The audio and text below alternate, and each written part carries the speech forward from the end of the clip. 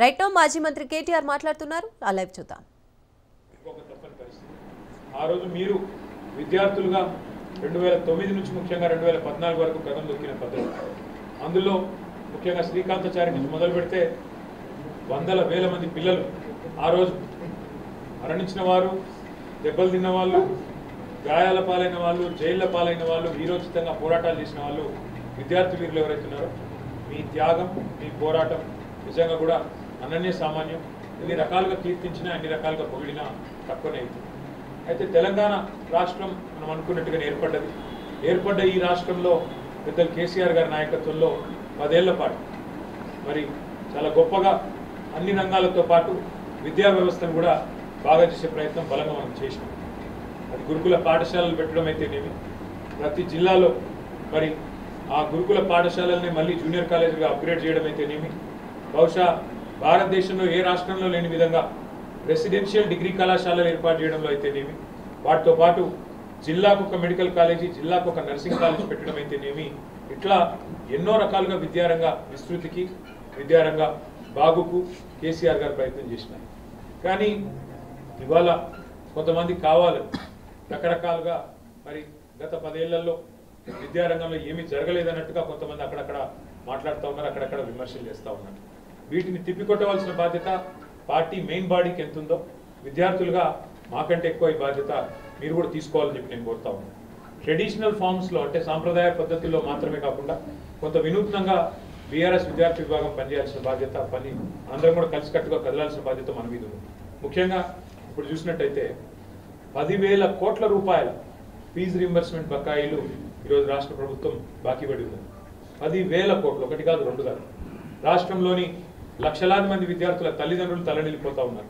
రేపు టీసీలు ఇచ్చే టైంకు టీసీలు ఇవ్వకపోతే పిల్లలు కూడా ఆగమాగమైపోయి వాళ్ళ భవిష్యత్తు గందరగోళం పడే పరిస్థితి. కాబట్టి తప్పకుండా ఒక పెద్ద ప్రోగ్రాం తీసుకుందాం. ప్రతి నియోజకవర్గంలో వచ్చే నెల డిసెంబర్ మొదటి వారంలో దీక్షా దివస్ తర్వాత ఒక పెద్ద కార్యక్రమం బీఆర్ఎస్పీ ఆధ్వర్యంలోనే రాష్ట్ర వ్యాప్తంగా ప్రతి నియోజకవర్గ కేంద్రంలో వేలాది మంది విద్యార్థులను కదిలించే విధంగా తీసుకోవాలని కేవలం ఫీజు రీయింబర్స్మెంట్ ఒకటే కాదు.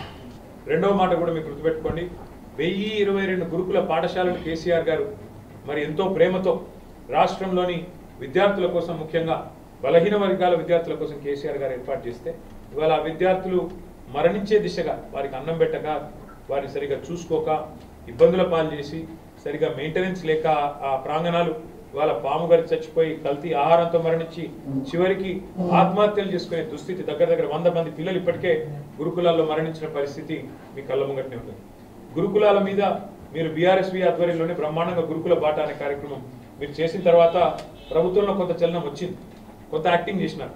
మంత్రి గారు పోవాలా, ఎమ్మెల్యే గారు పోవాలా, అధికారులు పోవాలా అని ముఖ్యమంత్రి ఏదో చెప్పినట్టు వాళ్ళు పోయినట్టు 4 రోజులు యాక్టింగ్ చేసినారు. కానీ ఏమాత్రం ఇంప్రూవ్మెంట్ లేదు. ఇంకేమైనా ఉంటే అధోగతి పాలైంది తప్ప ఇవాళ రాష్ట్రంలోని గురుకులాలు అధ్వానంగా మారిన విషయం కూడా నేను మీకు గుర్తు చేస్తా ఉన్నా. ఆ విషయంలో కూడా తప్పకుండా బీఆర్ఎస్వి కొంత పోరాటం చేయాలి, తప్పకుండా మనం క్రియాశీలంగా ముందుకు పోవాలని చెప్పి కూడా నేను కోరుతా ఉన్నాను. కానీ పోరాటాలు చేయడం ఒక ఎత్తు, వాటి గురించి మళ్ళీ ప్రజల్లోకి తీసుకొని పోవడం ఇంకొక ఎత్తు. తప్పకుండా మనం చైతన్యవంతంగా పనిచేయడంతో పాటుగా మరి పోరాటం చేసే విషయాన్ని కూడా కింది స్థాయి దాకా తీసుకొని పోవాలి. ఇక్కడ ఉన్న ప్రతి పిల్లగాడి దగ్గర, మనోడి దగ్గర, తమ్ముడి దగ్గర మీ అందరికి ఫోన్లు ఉన్నాయి. ఫోన్లో మీరు అందరూ సోషల్ మీడియా చూస్తారని నాకు తెలుసు. కానీ చాలామంది యాక్టివ్గా లేదు మన విద్యార్థి విభాగంలో. నిజానికి అందరికంటే ఎక్కువ యాక్టివ్ ఉండాల్సింది మీరు. కానీ మీరు ప్రేక్షక పాత్ర పోషిస్తున్నారు, అలా చూస్తున్నారు తప్ప మీరు చేస్తున్న పని చెప్పుకుంటలేదు. మీరు అందులో ఫోకస్ అయితేనే, అందులో చెప్పుకుంటేనే, ప్రతి అంశం మీద కంటెంపరీ పాలిటిక్స్లో మాట్లాడితేనే మీరు నాయకులుగా ఎదుగుతారు తప్ప లేకపోతే మరి కేవలం ప్రేక్షకులుగానే మిగిలిపోయే ప్రమాదం ఉంటుంది. ఎందుకంటే ఇప్పుడు విద్యార్థి ఎన్నికలు లేవు, విద్యార్థి సంఘాల ఎన్నికలు లేవు, గతంలో ఉన్నారు. ఇప్పుడు జగదీశ్వర్ రెడ్డి గారు లాంటి నాయకులు వీళ్ళంతా కూడా విద్యార్థి ఉద్యమం నుంచి ఎదిగొచ్చిన నాయకులు. తమ్ముడు బాల్క సుమన్ కానీ, అట్లాగే జగదీష్ అన్న కానీ, ఇంకా చాలామంది విద్యార్థి రాజకీయాల్లోంచి, విద్యార్థి దశలోనే రాజకీయాల్లో, అన్నాడు సిద్ధార్థ కాలేజీలో అన్న కూడా మరి విద్యార్థి ఎన్నికల్లో పోటీపడ్డ నాయకులు. ఇట్లా ఆ రోజుల్లో ఎలక్షన్లు ఉండేవి కాబట్టి విద్యార్థి నాయకులు కూడా ఎదిగారు. కానీ ఇప్పుడు లేవు, ఎన్నికలు లేవు. కాబట్టి మీరు మీ యాక్టివిజం ద్వారా, ప్రభుత్వాన్ని క్వశ్చన్ చేయడం ద్వారా, సొసైటీలో ఉన్న కొన్ని సమస్యలను ఎత్తి చూపడం ద్వారా తప్పకుండా ప్రజల దృష్టిని ఆకర్షించే అవకాశం మీకు ఉంటుంది. ఉదాహరణకి మీ భవిష్యత్తును, రాష్ట్ర భవిష్యత్తును, రాష్ట్ర ప్రజల భవిష్యత్తును తాకట్టు పెడుతూ రేవంత్ రెడ్డి గారు మొన్న ఒక నిర్ణయం తీసుకున్నారు. నేను చిన్న మాట మీకు చెప్తే అర్థమవుతుంది. అర్థం చేసుకున్న తర్వాత దీన్ని మీరు విశ్లేషించవచ్చు, ఎట్లా ఎట్లా చెప్పాలో కూడా మీరు ఆలోచించవచ్చు. అంటే కంటెంపరీ ఇష్యూస్ మీద కూడా మీరు మాట్లాడాలి అని చెప్పడానికి మీకు ఈ విషయం చెప్తా ఉన్నాను. ప్రభుత్వము ఎప్పుడైనా ఏ ప్రభుత్వమైనా, మన ప్రభుత్వం ఉన్నా, కాంగ్రెస్ ఉన్నా, టీడీపీ ఉన్నా, బీజేపీ ఉన్నా, ఎవరున్నా దేశం ఎక్కడ ప్రభుత్వాలు వాళ్ళ ప్రభుత్వ ఉద్యోగాలు కొంత మేరకు ఇవ్వగలుగుతాయి. ఆ తర్వాత సహజంగానే ప్రైవేట్ రంగంలో పెట్టుబడులు ఆహ్వానించి మరి మీరు తప్పకుండా ఉపాధి కల్పన లక్ష్యంగా పనిచేస్తాయి. ఏ ప్రభుత్వాలైనా పనిచేయక తప్పని పరిస్థితి. ఆ క్రమంలోనే ప్రభుత్వాల దగ్గరికి ఎవరైనా వచ్చి ఒక దరఖాస్తు ఇచ్చి, సార్ మేము ఒక పరిశ్రమ పెట్టుకుంటాం, మాకు జాగా ఇవ్వండి, మాకు స్థలం ఇవ్వండి అంటే చాలా తక్కువ ధరకు, చాలా తక్కువ ధరకు, మార్కెట్లో ₹1,00,00,000 ఉంటే ఎకరం, అక్కడ వాళ్ళకి 5 లక్షలకో 10 లక్షలకో ఇచ్చి ఎందుకు ఇస్తాం అట్లా ల్యాండ్? ఒకటే ఒక్క కారణం, ఉద్యోగాలు ఇస్తారు, దీంతో పాటు ట్యాక్స్ వస్తే రెవెన్యూ వస్తుంది, ప్రభుత్వానికి ఆదాయం పెరుగుతుంది, రాష్ట్రానికి మంచి జరుగుతుంది, ఎకనామిక్ యాక్టివిటీ జరుగుతుంది అనే ఉద్దేశంతోనే ల్యాండ్స్ ఇస్తాం. ప్రతి ప్రభుత్వం చేస్తుంది ఆ పని, దేశంలో కేంద్ర ప్రభుత్వం చేస్తుంది, మనం చేస్తాం, అందరం చేస్తాం. అట్లా గత 50-60 సంవత్సరాలుగా హైదరాబాద్ మహానగరంలో 21 పారిశ్రామిక వాడలు ఏర్పడ్డాయి. హైదరాబాద్ మహానగరంలో ఓఆర్ఆర్ లోపల, ఓఆర్ఆర్ కొద్దిగా బయట 21 పారిశ్రామిక వాడలు. ఇప్పుడు జీడిమెట్ల, మల్లాపూరు, నాచారము, కాటేదాను, అట్లాగే మన బాల్నగరు, ఇట్లా చాలా ఇండస్ట్రియల్ ఏరియాస్, పారిశ్రామిక వాడలు ఏర్పడ్డాయి. పారిశ్రామిక వాడలు మొత్తం గవర్నమెంట్ ఏర్పాటు చేసింది. అంటే రెవెన్యూ భూములు, ప్రజల భూములు తీసుకొని, రాష్ట్రం సంపద తీసుకొని చాలా తక్కువ ధర ₹1,00,00,000 ఉండే కాడ 5 లక్షలకు 10 లక్షలకు అంటే 5% 10% మార్కెట్ రేట్ మీద ఇచ్చేసి మీరు ఉపాధి కల్పన చేయండి అని చెప్పి పారిశ్రామికవేత్తలకు ప్రభుత్వాలు మరి భూములు ఇచ్చినాయి. సరే భూములు ఇచ్చినాయి, ఇచ్చిన తర్వాత ఏం జరిగింది? ఆ భూములు నగరం విస్తరించిన కొద్దీ నగరం మధ్యలోకి వచ్చినాయి, నగరం విస్తరిస్తూ పోయింది.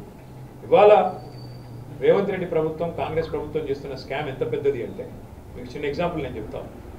మన ప్రభుత్వం ఉన్నప్పుడు కూడా నేను పరిశ్రమల మంత్రిగా పనిచేసిన, మున్సిపల్ మంత్రిగా పనిచేసిన.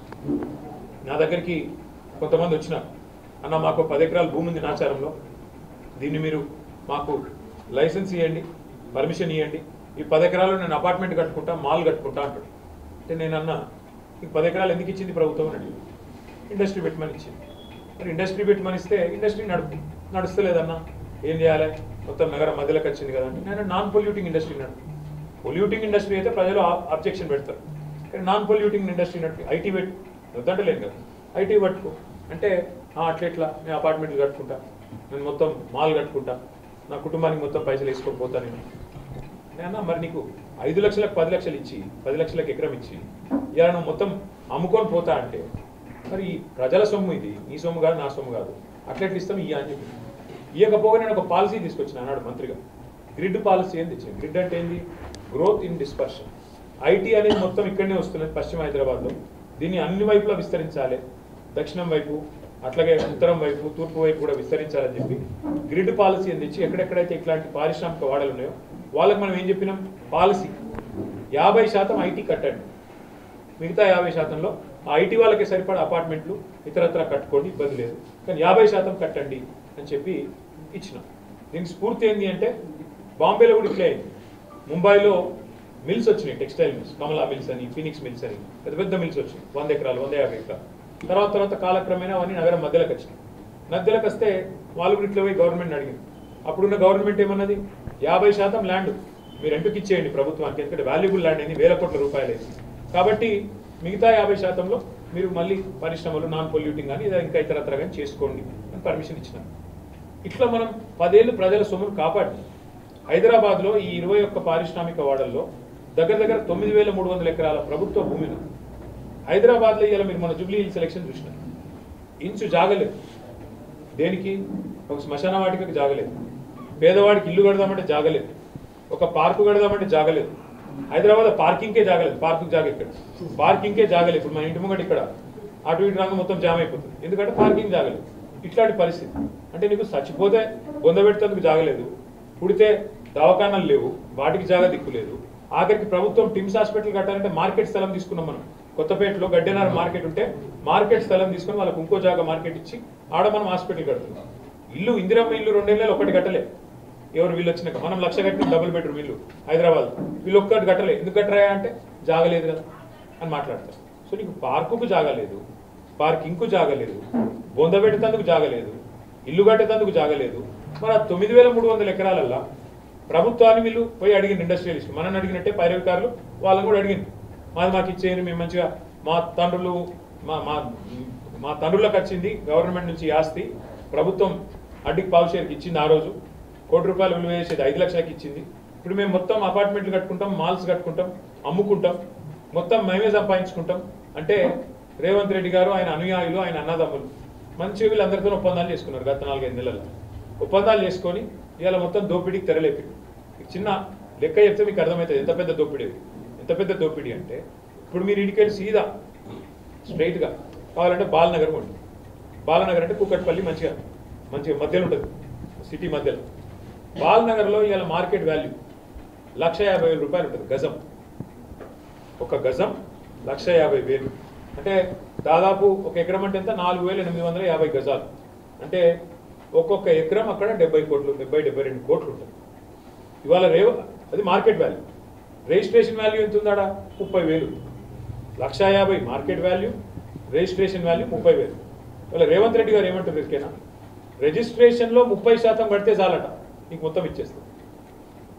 అంటే 1,50,000 గజం ఉన్న ఒక స్థలం, 30,000 రిజిస్ట్రేషన్ వాల్యూ ఉన్న స్థలం, 10,000 కడితే చాలు మొత్తం ఎకరం ఇచ్చేస్తున్నాడు రేవంత్ రెడ్డి గారు. 10,000 గజంకి కడితే చాలు. 4,850 72 కోట్ల స్థలాన్ని ఎంతకిస్తున్నాడు? అట్లా ఆ లెవెల్లో ఇవాళ త్రోవే ప్రైస్కి ఇస్తున్నాడు. దానిలో వెనకాల ఉన్న మతలబ్ ఏంది? వీళ్ళ మనుషులు మొత్తం ఒప్పందాలు చేసుకుంటారు. రాబోయే 10-15 ఏళ్ళు రేవంత్ రెడ్డి గారు, ఆయన మన్మడు, వాళ్ళ మునిమన్మడు పుట్టేదాకా బ్రహ్మాండంగా సంపాదించుకోవాలన్నది ఆలోచన.